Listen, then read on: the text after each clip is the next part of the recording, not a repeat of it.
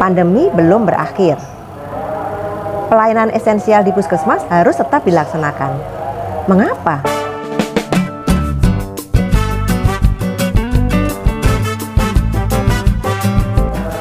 Assalamualaikum warahmatullahi wabarakatuh. Sobat sehat, bertemu kembali dengan saya Dr. Sofi. Ini adalah video saya yang ke-124.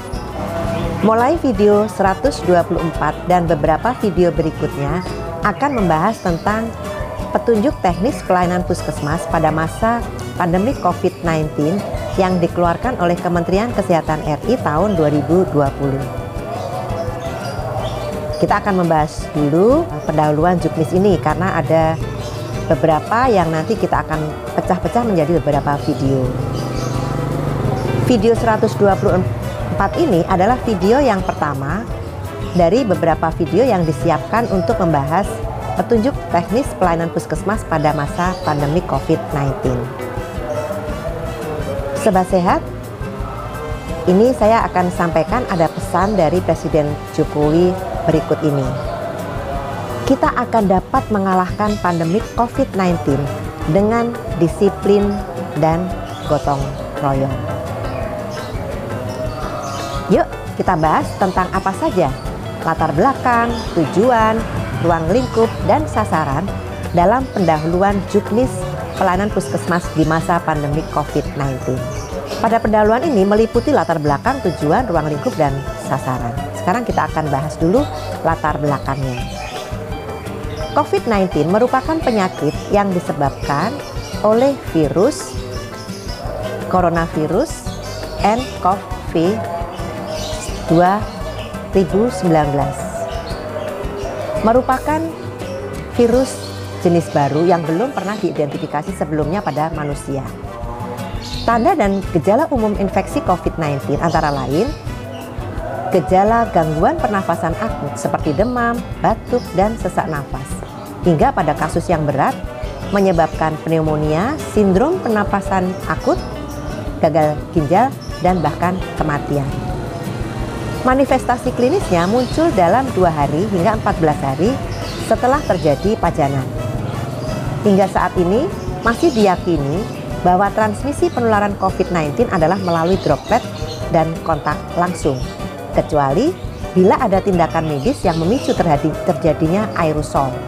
Misalnya, resusitasi jantung paru, pemeriksaan gigi seperti penggunaan scaler ultrasonik dan high speed air driven, pemeriksaan hidung dan tenggorokan, pemakaian nebulizer, dan pengambilan swab di mana dapat memicu terjadinya risiko penularan melalui airborne. Penambahan dan penyebaran kasus COVID-19 secara global berlangsung sangat cepat. Pada tanggal 28 Maret 2020, WHO Risk Assessment memasukkannya dalam kategori very high, di mana pada saat itu telah dilaporkan total temuan kasus infeksi sebesar 571.678 kasus dengan total 26.494 kematian. Kasus konfirmasi COVID-19 di Indonesia pertama kali ditemukan pada 2 Maret 2020. Kasus ini terus bertambah hingga pada hari ke-62 yaitu tanggal 3 Mei 2020. Total kasus positif sebesar 11.192 kasus, 1.876 kasus sembuh, dan 845 kasus meninggal. COVID-19 telah dinyatakan sebagai pandemi dunia oleh WHO pada tahun 2020. Secara nasional melalui keputusan Kepala Badan Nasional Penanggulangan Bencana nomor 9A tahun 2020 yang diperbarui melalui keputusan nomor 13A tahun 2020 telah ditetapkan status keadaan tertentu darurat bencana wabah penyakit akibat virus corona di Indonesia. Selanjutnya, dengan memperhatikan eskalasi kasus dan perluasan wilayah terdampak, pemerintah menerbitkan Peraturan Pemerintah Nomor 21 Tahun 2020 tentang pembatasan sosial berskala besar atau PSBB. dalam rangka percepatan penanganan COVID-19 serta keputusan Presiden nomor 11 tahun 2020 tentang penetapan kedaruratan kesehatan masyarakat COVID-19.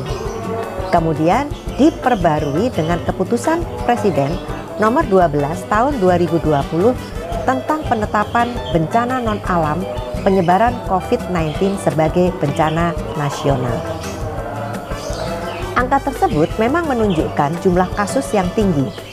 Namun, jika dibandingkan dengan jumlah populasi penduduk Indonesia yang lebih dari 267 juta jiwa, maka perbandingan jumlah masyarakat yang tidak terinfeksi masih lebih tinggi. Ini berarti selain penanganan kasus terinfeksi COVID-19, upaya pelayanan kesehatan lain seperti promotif dan preventif perlu tetap menjadi perhatian bagi petugas pelayanan kesehatan, terutama di puskesmas. Sampai dengan tahun 2019, terdapat 10.134 puskesmas sebagai ujung tombak pelayanan kesehatan di seluruh Indonesia. Puskesmas merupakan garda terdepan dalam memutus mata rantai penularan COVID-19 karena berada di setiap kecamatan dan memiliki konsep wilayah. Dalam kondisi pandemi COVID-19 ini, puskesmas perlu melakukan berbagai upaya dalam penanganan pencegahan dan pembatasan penularan infeksi. Meskipun saat ini hal tersebut menjadi prioritas, bukan berarti puskesmas dapat meninggalkan pelayanan lain yang menjadi fungsi puskesmas, yaitu melaksanakan upaya kesehatan masyarakat atau UKM dan upaya kesehatan perorangan atau UKP tingkat pertama, seperti yang ditetapkan dalam Permenkes nomor 43 tahun 2019 tentang Pusat Kesehatan Masyarakat. Berdasarkan teori H.L. Bloom, derajat kesehatan dipengaruhi oleh 4 faktor yang saling terkait, yaitu lingkungan itu 40%, perilaku kesehatan itu 30%, pelayanan kesehatan 20%, dan genetik 10%. Dari keempat faktor tersebut, perilaku dan lingkungan memiliki pengaruh yang besar. Faktor ini sangat dipengaruhi oleh perilaku dari masyarakat sendiri. Oleh karenanya, implementasi gerakan masyarakat hidup sehat atau GERMAS dalam memasyarakat budaya hidup sehat serta keterlibatan lintas sektor perlu didorong. Dorongan ini dilakukan pemerintah daerah mulai dari tingkat RT, RW, sampai nanti ke tingkat pusat. Peran puskesmas dalam melakukan prevensi, deteksi, dan respon dilaksanakan secara terintegrasi dalam pemberian pelayanan kesehatan lainnya pada masa pandemi COVID-19. Berikutnya kita akan lihat gambar 1 peran puskesmas dalam penyelenggaraan pelayanan kesehatan pada masa pandemi COVID-19. Silakan teman-teman lihat di video ini menggambarkan teori Bloom yang tadi kita sudah bahas. Pada awal terjadinya pandemi, penanganan penyakit infeksi emerging atau PIE COVID-19 lebih berfokus pada rumah sakit. Namun, dengan terjadinya peningkatan atau eskalasi kasus yang terus-menerus, jumlah rumah sakit rujukan COVID-19 terus mengalami penambahan, bahkan sampai didirikan rumah sakit darurat. Pemerintah pusat dan pemerintah daerah tentu akan memiliki keterbatasan dalam pengembangan rumah sakit rujukan COVID-19. Sehingga timbul pertanyaan, sampai seberapa besar kemampuan rumah sakit rujukan mampu menampung dan mengelola kasus COVID-19? Hal ini menjadi tantangan bersama dan diperlukan perubahan cara kerja. Fokus penanganan pandemi COVID-19 tidak hanya bertumbuh pada penanganan kasus, tetapi perlu dilakukan pemberdayaan masyarakat dalam upaya pemutusan rantai penularan agar secara sukarela dan patuh menjalankan anjuran pemerintah untuk menggunakan masker, rajin mencuci tangan dengan sabun dan air mengalir, dan tetap diam di rumah. Peran puskesmas sangat penting dalam mewujudkan kemandirian masyarakat melalui pemberdayaan masyarakat dalam mengubah perilaku dan lingkungan yang sejalan dengan teori H.L. Bloom, yakni masyarakat didorong untuk memiliki perilaku hidup sehat yang memiliki kesadaran, kemampuan, dan kemampuan hidup sehat serta hidup dalam lingkungan sehat. Berdasarkan kajian yang ada, hanya 20% pasien terinfeksi yang memerlukan perawatan di rumah sakit, sedangkan 80% yang karantina mandiri dan isolasi diri di rumah, yang hal ini merupakan tugas puskesmas bersama lintas sektor yang terlibat sebagai tim Satgas COVID-19 di kecamatan, desa, kelurahan untuk melakukan pengawasan. Sobat sehat, berikutnya kita akan lihat gambar 2 tentang tata laksana rujukan PIE COVID ya. Nanti bisa dilihat di video. Pelayanan terkait kasus COVID-19 di puskesmas dilaksanakan terintegrasi dengan pelayanan lainnya. Hal ini mengingat ada pelayanan esensial atau primer yang harus tetap diberikan kepada masyarakat, seperti pemeriksaan ibu hamil, pemberian imunisasi pada balita, pemantauan tumbuh kembang anak, dan lain sebagainya. Oleh karena hal yang tersebut di atas, perlu disusun petunjuk teknis terkait pelayanan puskesmas pada masa pandemi COVID-19 yang terintegrasi melalui upaya kesehatan puskesmas guna pencegahan dan pengendalian COVID-19 di wilayah kerjanya. Kita selanjutnya akan membahas tujuan dari penyusunan juknis ini. Pertama, tujuan umum. Tujuan umum adalah memberikan acuan bagi puskesmas dalam melaksanakan pelayanan di masa pandemi COVID-19 dalam aspek manajerial maupun penyelenggaraan pelayanan. Sedangkan tujuan khususnya adalah memberikan acuan dalam pelaksanaan manajemen puskesmas di masa pandemi COVID-19.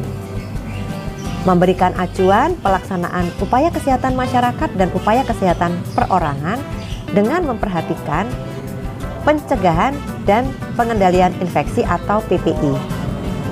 Juga memberikan acuan bagi Dinas Kesehatan Daerah Kabupaten Kota dalam memberikan pembinaan kepada puskesmas di wilayah kerjanya. Ruang lingkup dari buku petunjuk teknis ini adalah meliputi pertama, manajemen puskesmas, kedua, upaya kesehatan masyarakat, ketiga, upaya kesehatan perseorangan, keempat, pencegahan dan pengendalian infeksi, dan yang kelima, peran dinas kesehatan. Selanjutnya, siapa yang menjadi sasaran dari juknis ini? Sasarannya adalah pertama, puskesmas, kedua, dinas kesehatan daerah provinsi dan kabupaten kota, pemerintah daerah provinsi dan kabupaten kota, serta lintas program di Kementerian Kesehatan. Sobat sehat, demikianlah di video 124 ini kita telah membahas tentang pendahuluan yang meliputi latar belakang, tujuan, ruang lingkup, dan sasaran. Kita akan bertemu pada video ke-125 yang akan membahas manajemen puskesmas di masa pandemi COVID-19. Sampai di sini dulu ya. Semoga selalu sehat.